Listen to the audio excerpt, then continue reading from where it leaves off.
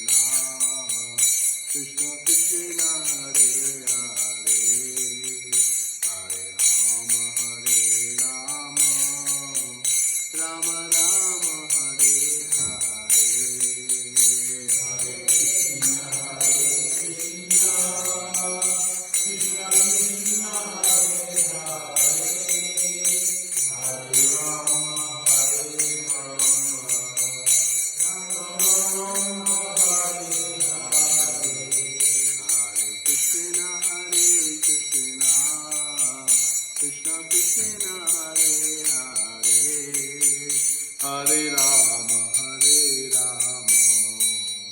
Rama Rama Hare Hare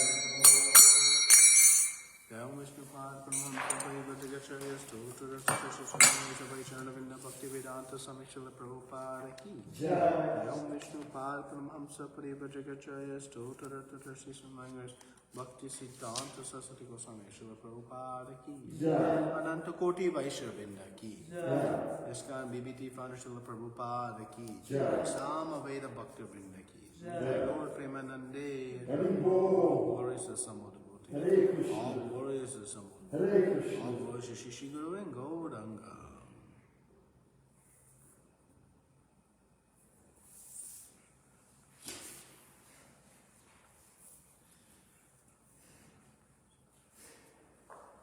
Om Namo Bhagavate Vasudevaya. Om Namo Bhagavate Vasudevaya. Om Namo Bhagavate Vasudevaya.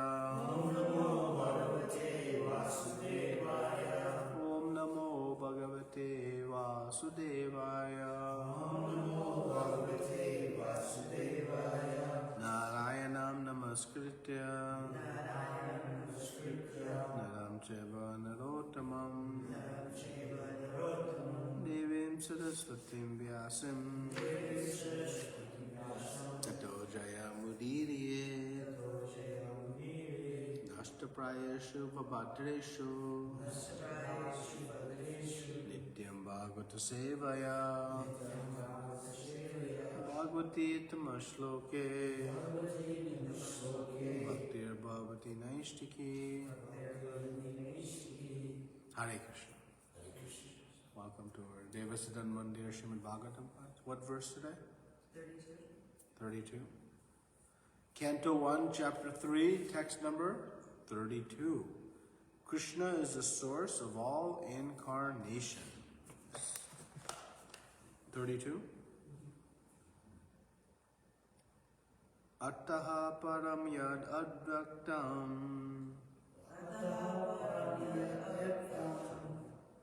avyuddha guna brihitam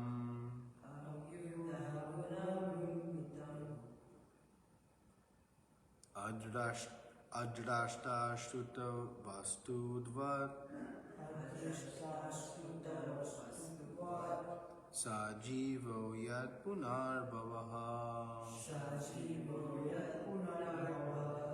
ataha param yad abhyaktam Abhyuddha guna brimhitam adrashta vastuvat sajivo yat punarbhavaha ataham param yad avyaktam avyuddha guna brimhitam adrishta vastuvat sajivo yat punarbhavaha.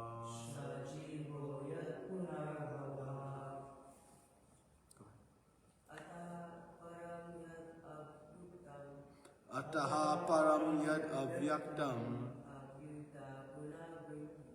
avyuddha guna brimhitam adrishta vastuvat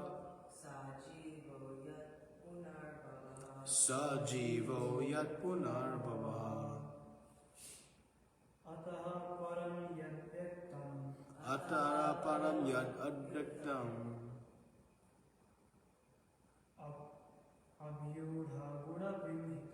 avyuddha guna brimhitam adrishta vastuvat sajivo yat punarbhavaha.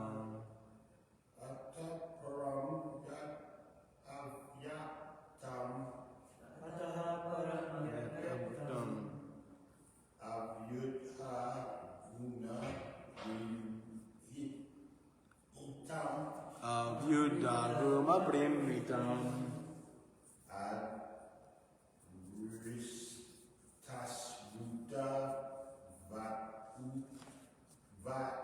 adrishta vastuvat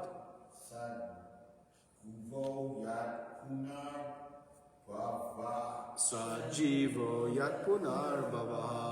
Ataha, this, param, beyond, yat, which, avyaktam, unmanifested, avyuddha, without formal shape, guna brimitam, affected by the qualities, adrishta, unseen, ashruta, unheard, vastuvat, being like that, saha, that, jiva, the living being, yat, that which, punah bhava, takes birth repeatedly. Translation and purport by His Divine Grace, A.C. Bhaktivedanta Swami Srila Prabhupada. Srila Prabhupada ki.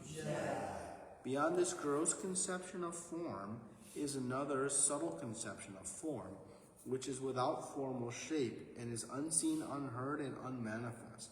The living being has his form beyond this subtlety, otherwise he could not have repeated births. Please repeat. Beyond this gross conception of form is another subtle conception of form, which is without formal shape and is unseen, unheard, and unmanifest.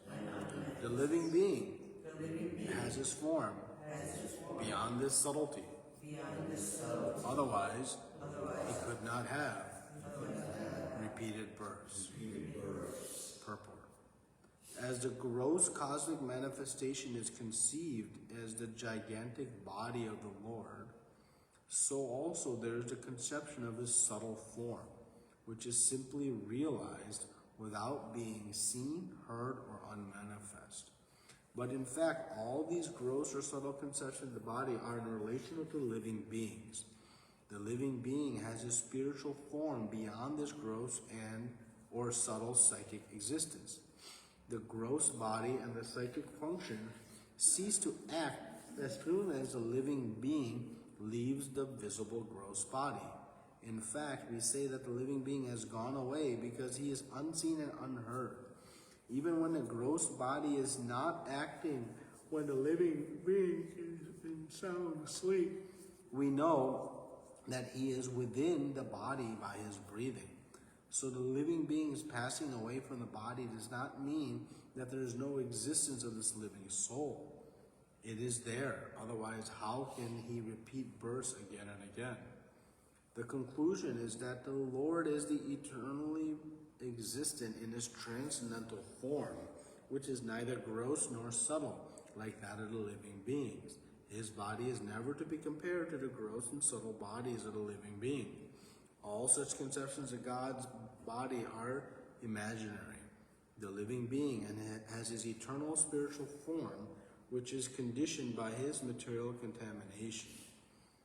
Om Jnana Timirandasya Jnananjana Shalakaya Chakshuru Militam Yena Tasmai Shri Gurave Namaha Shri Chaitanya Manobishtam Sthapitam Yena Bhutale Swayam Rupa Kadamayam Dadati Swapadantikam Vandeham Shri Guru Shri Uta Padakamalam Shri Gurun Vaishnavamsha Shri Rupam Sagajatam Sahagana Raghunatam Vitam Tam Sajivam Sadvaitam Savadutam Parijana Saitam Krishna Chaitanya Devam Shri Radha Krishna Padan Sahagana Lalita Shri Vishakamitamsha Hey Krishna Karuna Sindhu Dinabandho Jagatpate Gopesha Gopika Kanta Radha Kanta Namostute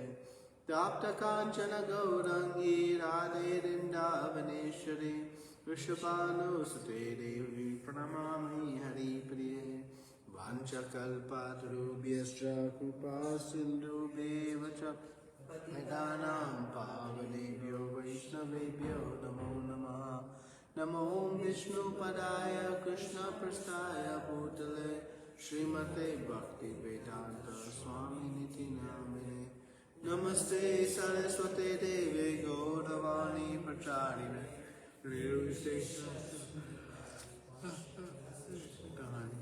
Jai Shri Krishna Chaitanya Prabhu Nityananda Shri Advaita Gadadara Shri Vasadi Gaura Bhakta Vrinda Hare Krishna Krishna Krishna Hare Hare Hare Rama Rama Rama Hare Hare.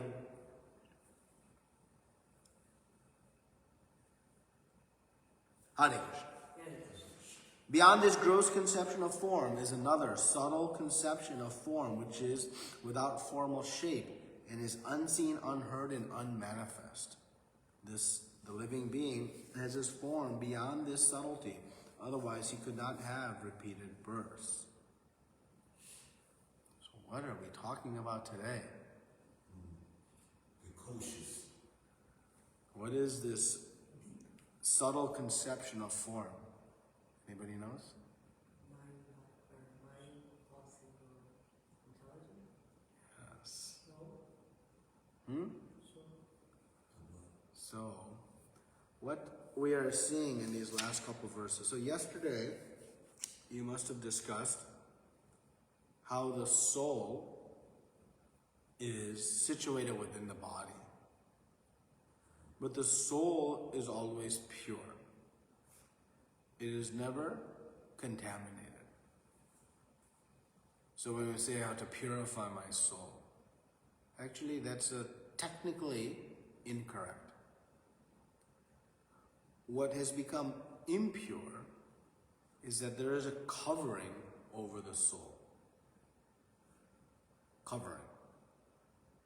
The first layer of covering over the soul is the false ego. Ahankar. Then comes the intelligence. Then the mind. So these are the first three coverings of the soul. Then comes the gross body, this. Earth, air, fire, water, and ether. So when the soul comes to this material world, it acquires two bodies. A gross body and a subtle body. But they are both material. So some people will confuse when they try to understand the soul, that the soul, is the mind. That is the soul, the intelligence. So by a simple explanation, we can understand that is not true. So, for example, I say this is my hand, right? We all agree this is my hand? It's not your hand? It's my hand, right? Well, let me start back. This is my sweatshirt, hoodie, my favorite. If my hoodie is over there, am I over there or is my hoodie there? Yeah. So I say my hoodie is there, not I hoodie is there. Why? Because I am not this hoodie. My hand. I say my hand. I don't say I hand. I say this is my hand. Why? Because I am not this hand.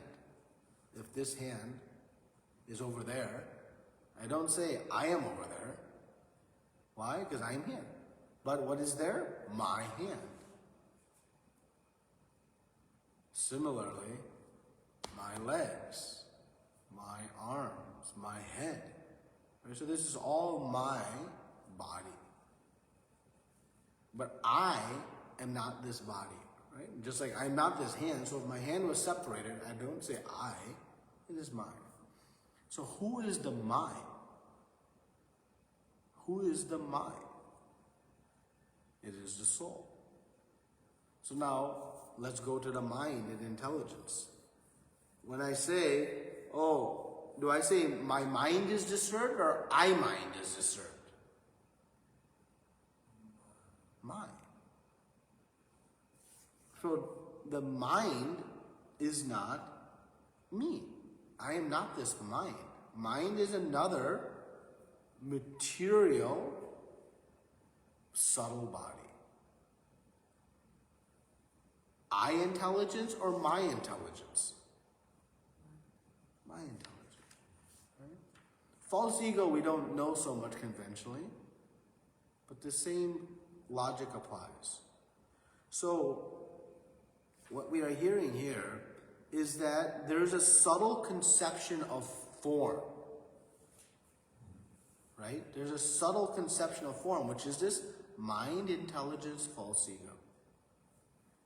It is without formal shape, like my hand has a shape, but my mind or intelligence does not. And it is unseen, unheard, and unmanifest. But it is perceived.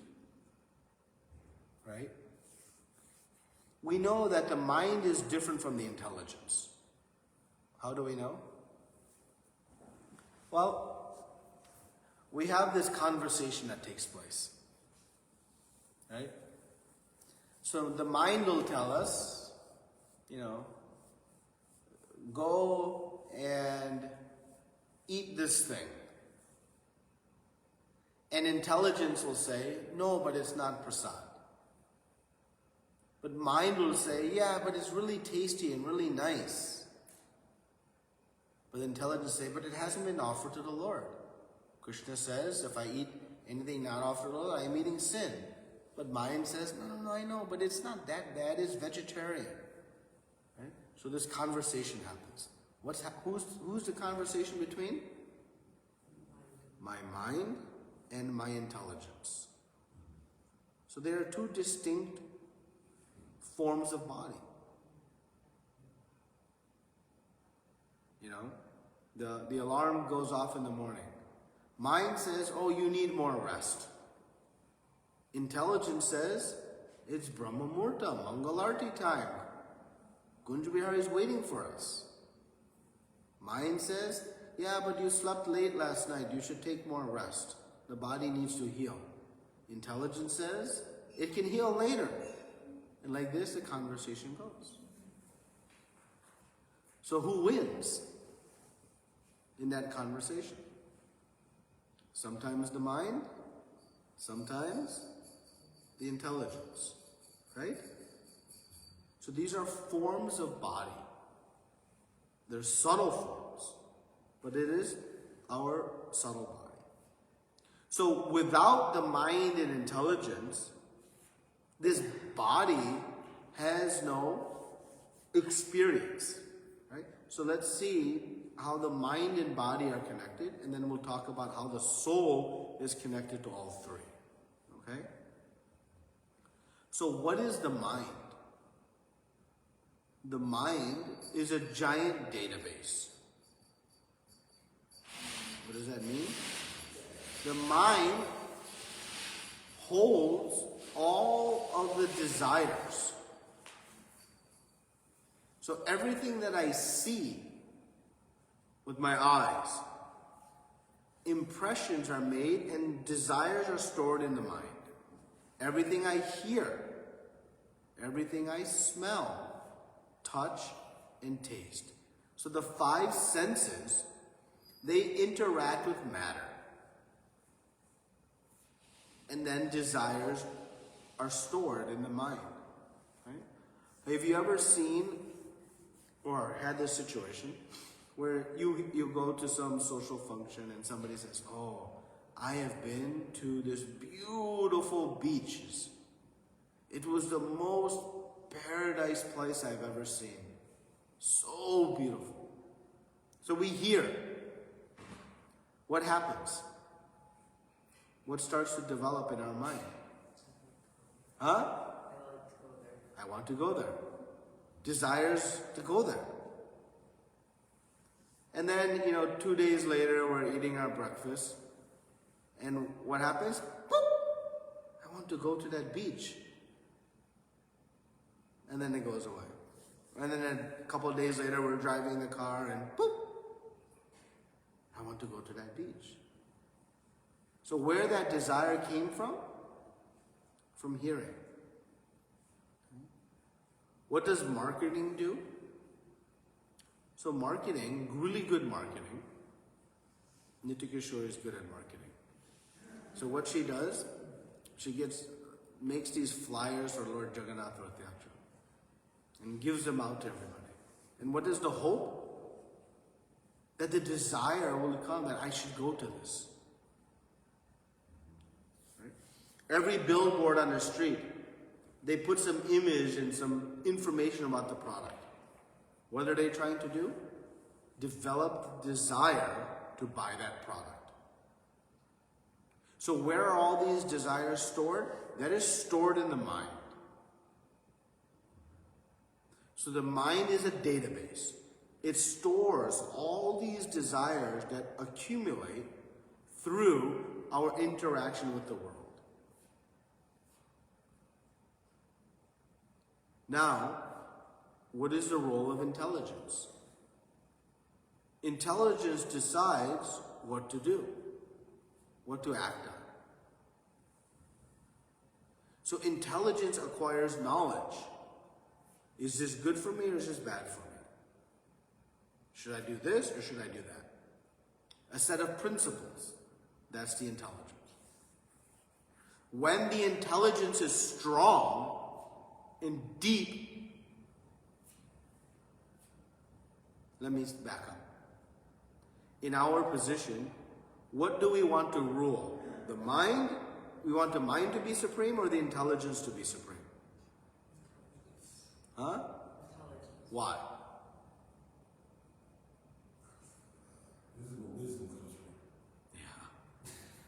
Because our mind is filthy.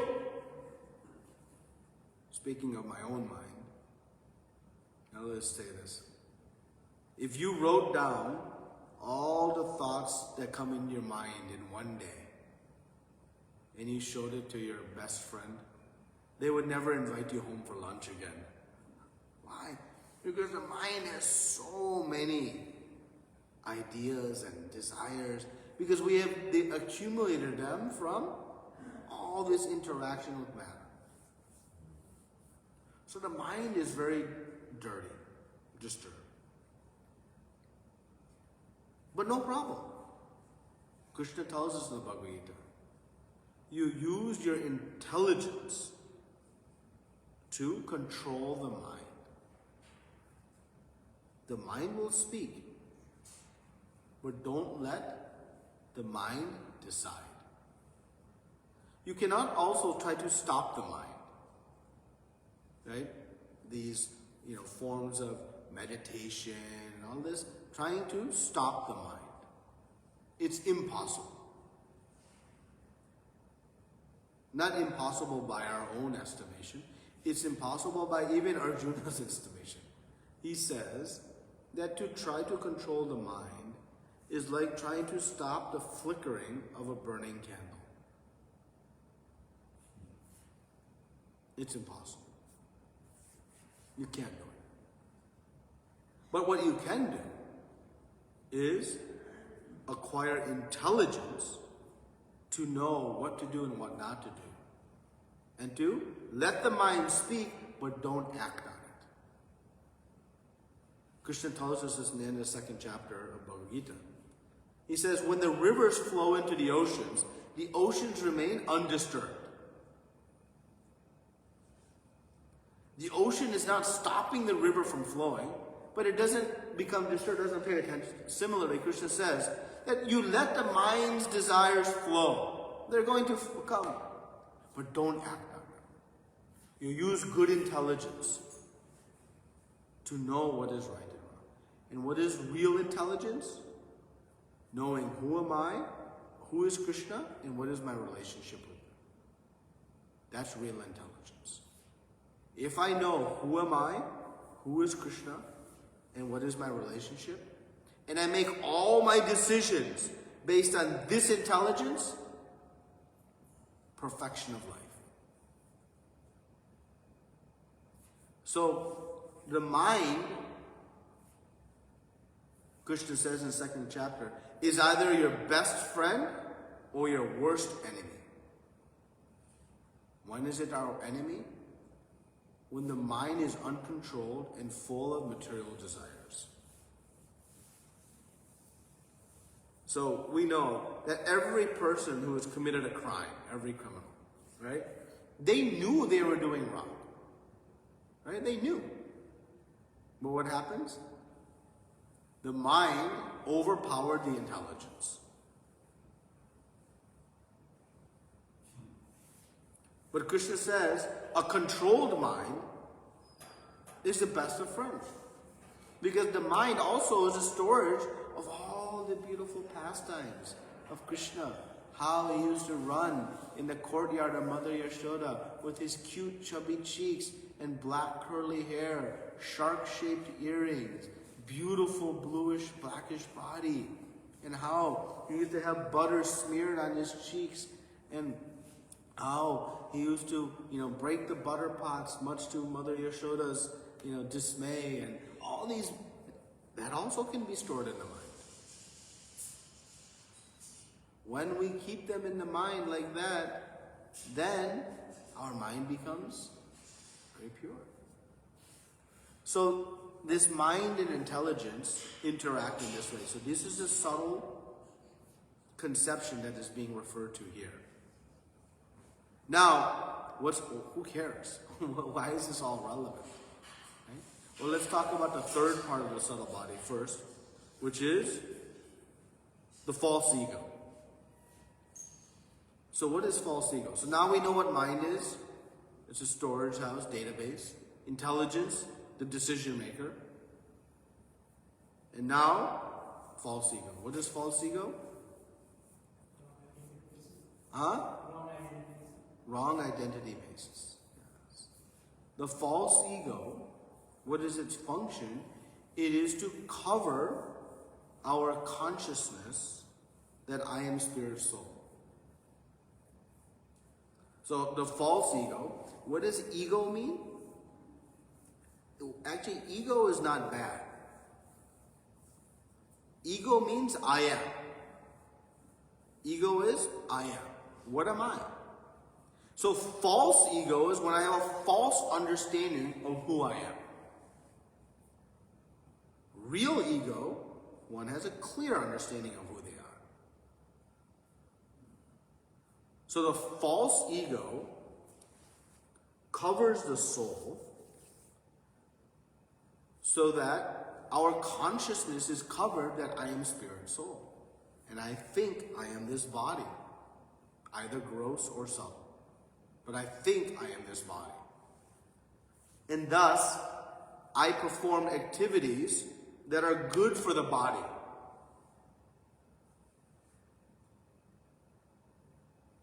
And I don't perform activities that are good for the soul. How foolish is this? Srila Prabhupada gives the example that if somebody had a car and their whole life they were focused simply on cleaning the car, feeding the car, decorating the car, but forgetting themselves as a driver and feeding themselves, taking care of themselves, would we consider that an intelligent use of one's capabilities, of their wealth, of their ability? Is that very intelligent? No. Because the car is secondary to the driver, to the person. Car is important, but if you have limited resources and you can either feed yourself or feed the car, what are you going to choose? Feed yourself.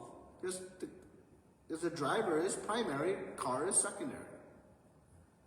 So in that same way, what is primary for us? The soul. And what is secondary? The body. So what does false ego do? We forget soul and we only focus on secondary, the body. And that is a function of false ego. Prakriti kriyamanani guna karmani savata ahankara vimudhatma kartaham iti manyate. This ahankara, it makes us think that I am doing all these activities. So that is the role of the false ego. So without these three, this idea of repeated birth, well, that's not exactly true. Sorry, let me rephrase where I was going. Now, we have the gross body, we have the subtle body. Is that all there is? No. We know there is the soul that's residing within this body. Right? So 3 bodies. Gross, subtle, and spiritual body. 3 things I have. Because without the soul, how is there repeated birth and death? Right? So the point is being made here that the body is there. When the soul leaves, what happens to the body? It has no function. It has no function. The mind stops working and intelligence stops working. Of course, the physical body is also done. Right? So there's something beyond the gross and subtle body. And that is the soul. And the soul is actually what goes to the next body. Along with the mind, intelligence, and false ego. So this is explained in Bhagavad Gita. That when the soul leaves, it also goes with the mind, intelligence, and false ego. So this mind that we have, this intelligence that we have, this is the same mind and intelligence we've had for millions of births. Millions of births. So why is it that we get these ideas, these thoughts in our mind that are completely foreign to us? Something that we have never experienced. Because we have experienced it in prior lives. So the mind is a cumulative database. And the intelligence is a cumulative along with the false ego. So these 3 things carry the soul to its next body. Right? Yam yam vapi smanam bhavam tajant te kalevaram.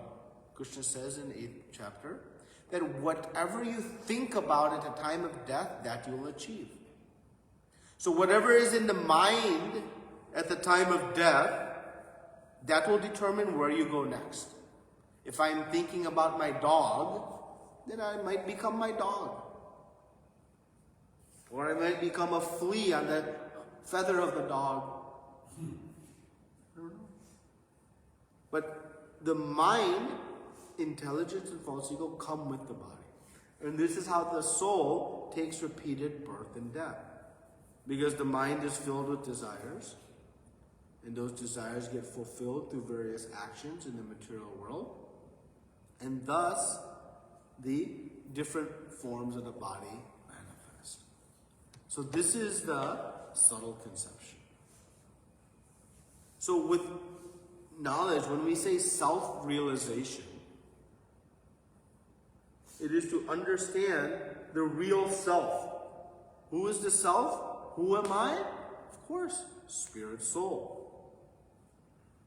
And we should know the distinction between soul and the mind, intelligence, and false ego. And of course, this gross body. Okay, so these three bodies are there present. And the relevance of this is simply for us to understand where to dedicate our energy and efforts.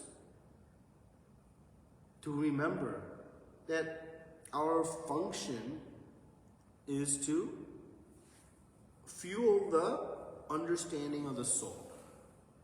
Not the understanding, but the what's good for the soul. Act according to what's good for me. What is me? My soul. But we act what is good for the body. And that is due to the presence of the false ego. So we must break this false ego. And this false ego is a very subtle covering, but it's very powerful. So how to break this false ego? Chant. Hare Krishna, Krishna Krishna, Hare Hare. Hare Ram, Ram Ram, Hare Hare. Each time I chant the holy names, I'm chiseling away at this false ego. Chiseling away. And when that false ego is completely gone, then I will have full realization, perception, that I am living within this body. I'll never confuse I am this body. I will see myself just as much as when I'm driving in a car. I never confuse that I am the car. Do you ever confuse I am the car? Never. That's foolish. That is how clear the realization becomes when the false ego is gone. That I view as I am just driving in this body. I am living within this body. So that's how far we have to go to break this false ego. So this is our position. Right? Now, Prabhupada, in the final paragraph, talks about the Lord, Krishna. So, why the soul remains pure, our soul? Remember I said it's never contaminated.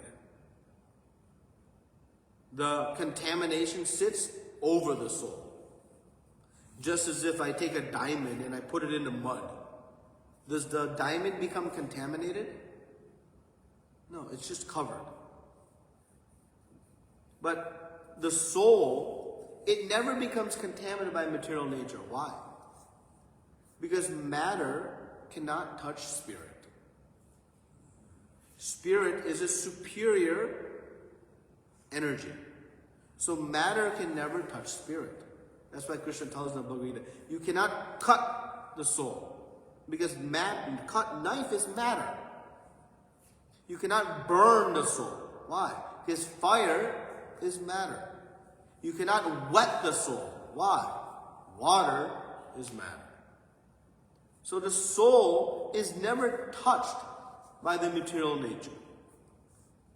But what happens is the impurities surround the soul and cover the consciousness. Just like if I have a bright shining light and I put a cloth over it, what happens to the bright shining light?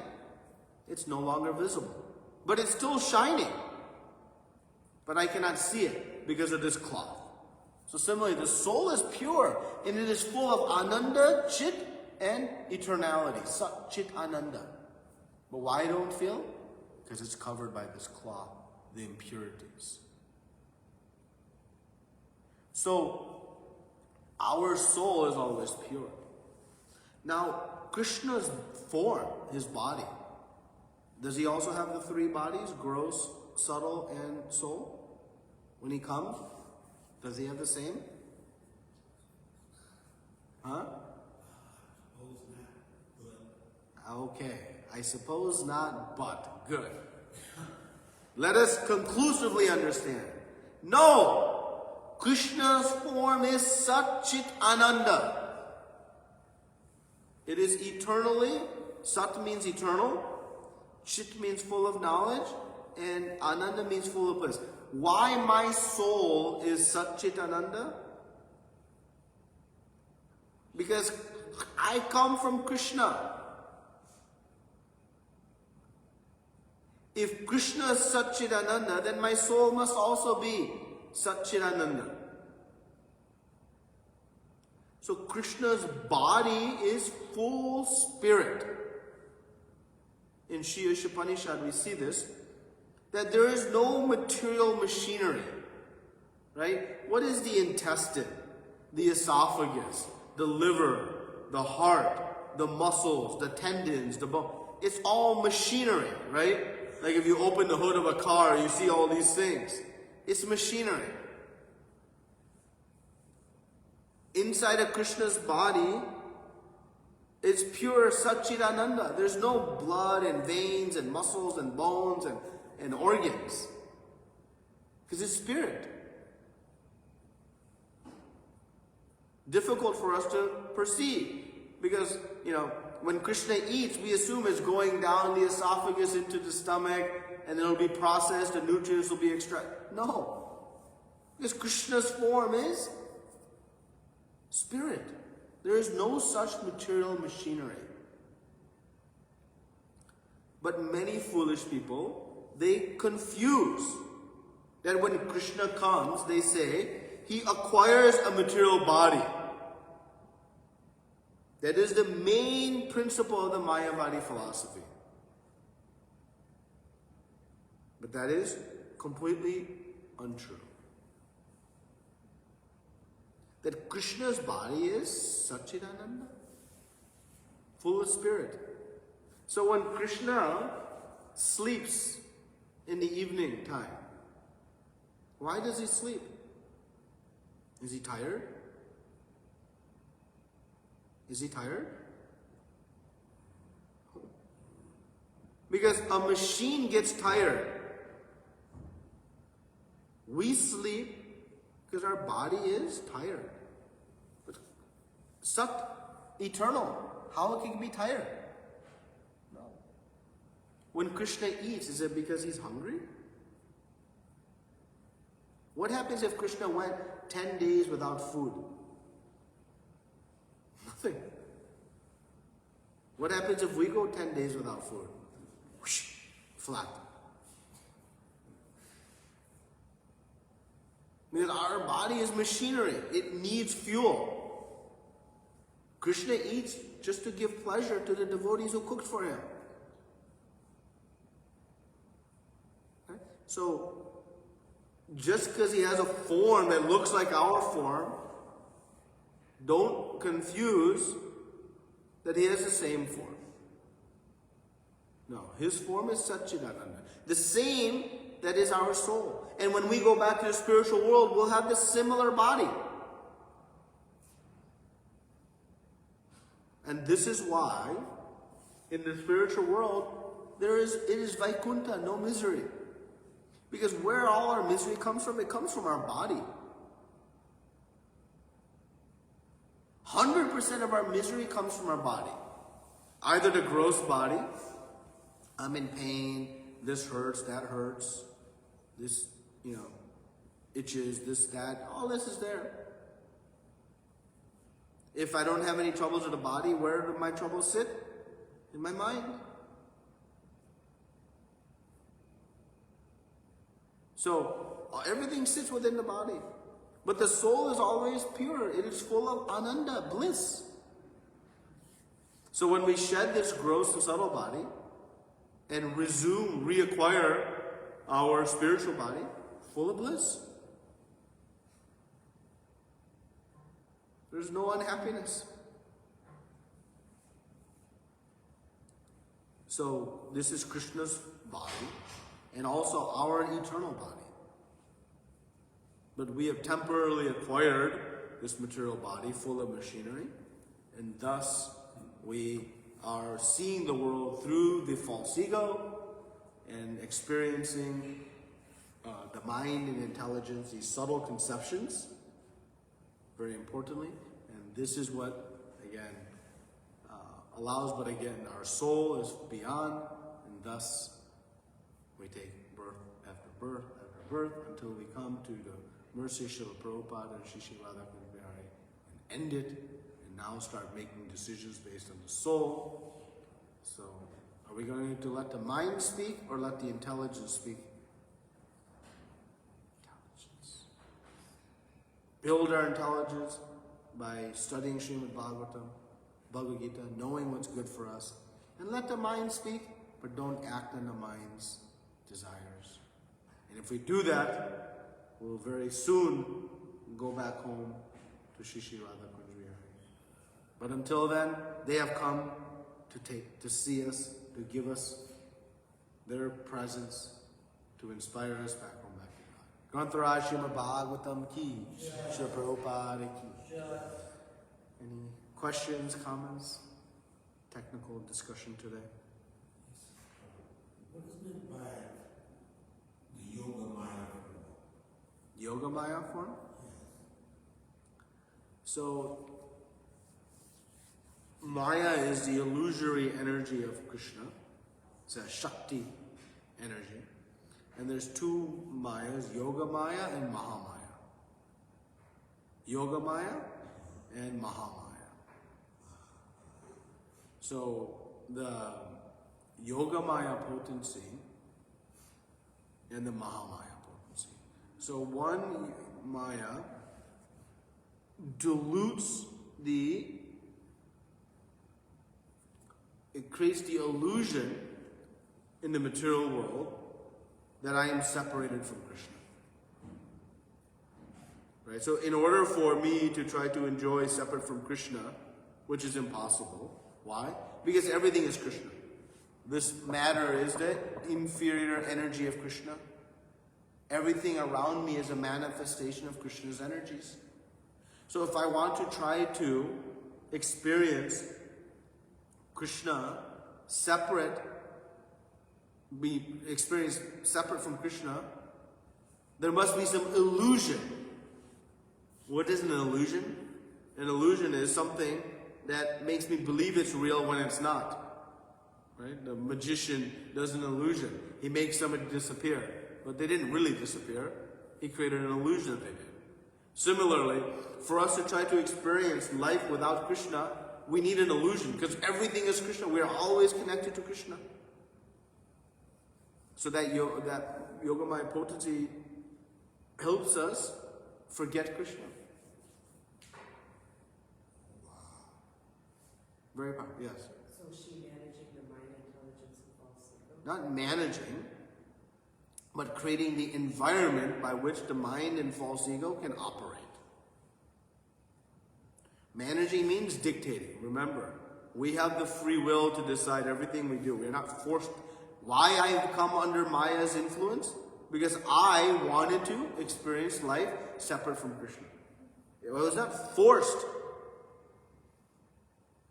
Just like why does a prisoner end up in a prison house?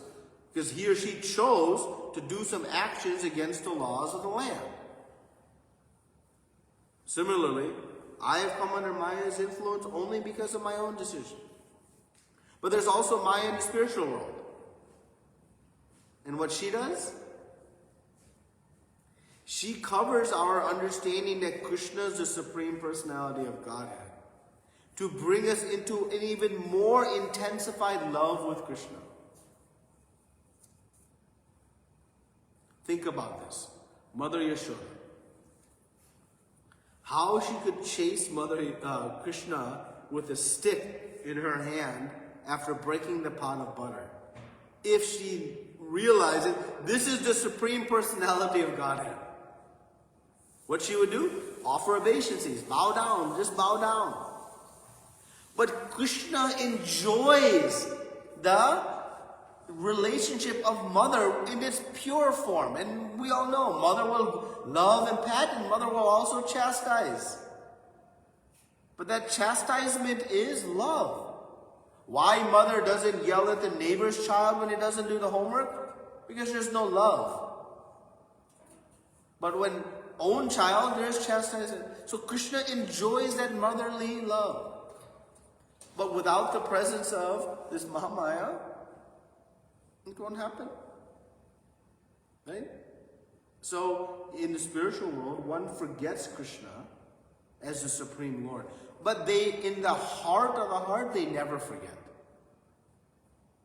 But to give the depth of rasa relationship, how the cowherd boys can wrestle with Krishna. If he's the Supreme Person, I cannot wrestle. I have to bow down. But Krishna enjoys wrestling. So to give Krishna pleasure with these deep relationships, there's also illusion. Okay? Any other questions or comments? So if someone is diagnosed with some kind of mental illness, what's on the level of the mind? Yeah, it's a body. Mental illness is no different than a flu, or it's a bodily malfunction.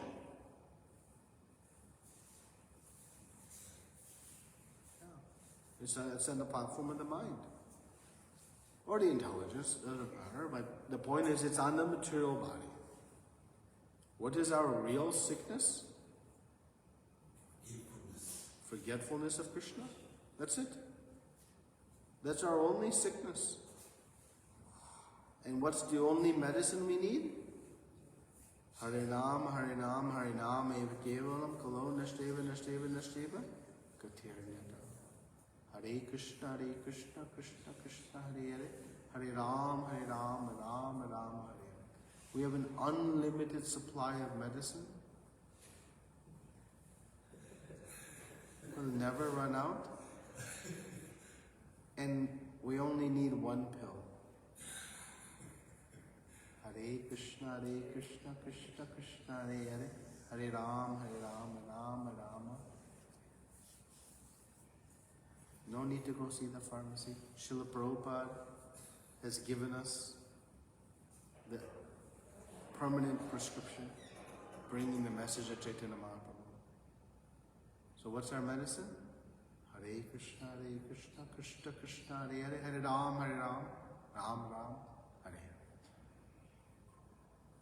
Anything else? Yes, what does it say in Shikshastika regarding we don't have a desire to chant?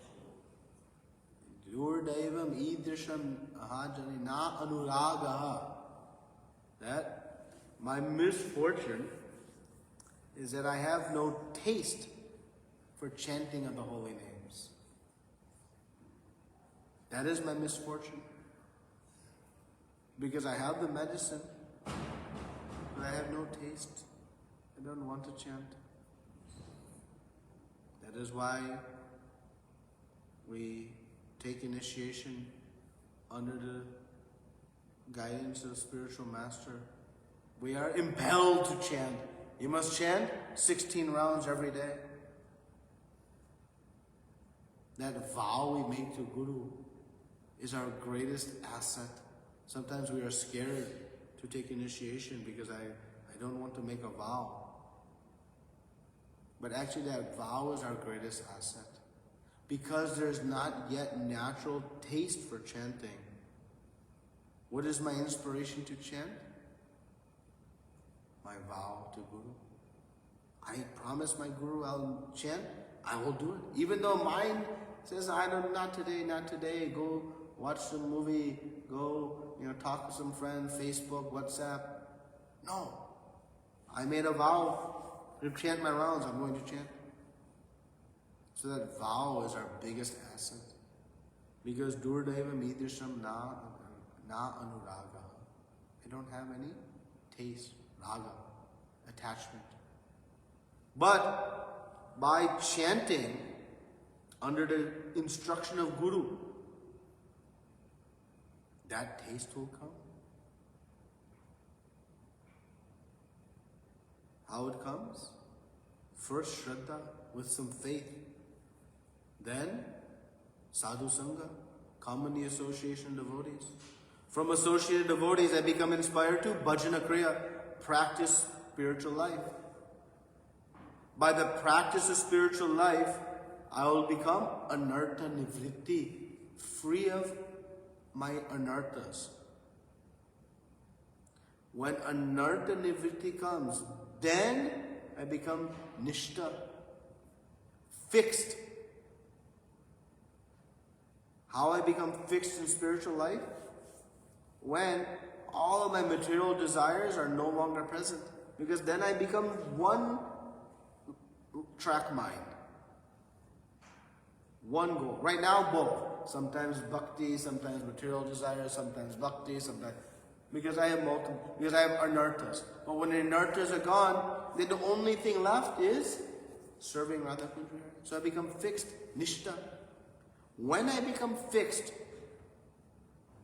then a Shakti comes. This attachment. Addiction. From ruchi, taste. When one tastes the pure holy name, no more. No more taste. And nothing else will taste even close. And from that, Bhava Bhakti, prema. So it starts with clearing the anarthas of the heart. And that happens when we chant the holy names of the Lord under the instruction and guidance of Guru. Then the heart will become purified. Then we will chant due to the intense taste, ruchi, that manifests. And when that taste comes, this ashakti is so powerful. This attachment that will not want to do anything else but chant. Because it's so relishable. Friend comes and let's go to the party. No. Mind says take some sleep. No. I'm enjoying too much. And we beg to Krishna. Krishna, please give me one more tongue. Because one tongue is not sufficient to chant your name. Please give me one more tongue. Please, please. So much ruchi is there. So much taste is there. That this type of attachment happens. It's inconceivable for us, right? Because we have no taste. Na anuraga. I have no attachment. But actually, when we purify this intensity, and then 2 tongues will not be enough. We'll beg Krishna, give me 3! And ultimately we'll be begging for millions of tongues. And millions of ears. Because we want to hear the holy names. How many of us have bowed down to Kunja Vihari and said, give me millions of tongues and ears? Ever? No. Give me this, give me that. So many varieties of things we've asked. But when we purify, that is the only thing we'll want. Because the taste is so sweet. But that taste can only be had once we become fixed. That fixed only comes when the impurities of the mind, all the material desires are vanquished. And they'll be vanquished by Hare Krishna, Krishna Krishna, Hare Hare, Hare Ram, Rama Rama, Hare Hare. Granthara Srimad Bhagavatam ki, Srila Prabhupada ki, Ananta Koti Vaishnavinda ki.